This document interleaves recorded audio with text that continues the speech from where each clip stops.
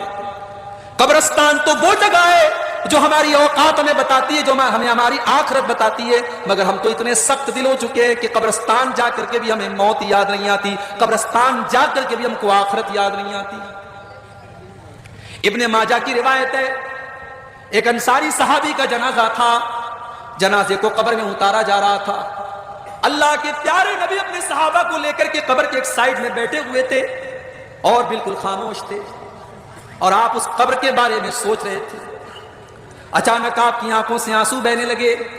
آپ اتنا روئے حتی بل الثری، آپ کے آنسوؤں سے وہاں کی زمین بھیگ گئی، زمین تر ہو گئی۔ آپ نے اپنے صحابہ سے فرمایا لمثل ھذا فاعدوا یا اخوانی، اے میرے صحابہ اس قبر میں تم کو بھی جانا ہے، یہ منزل تم کو بھی دیکھنی ہے، یہ جگہ تم کو بھی دیکھنی ہے، تم اس کی تیاری کرو۔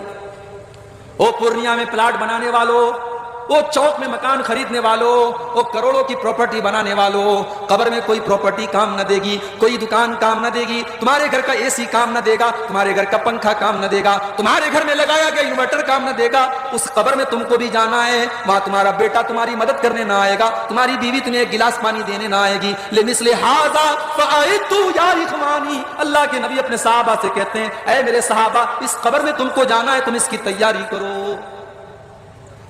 ہم کو تو قبرستان جا کر کبھی موت یاد نہیں آتی، ہماری آنکھوں میں کبھی آنسو نہیں بہتے قبرستان جا کر۔ عثمان غنی کو دیکھو،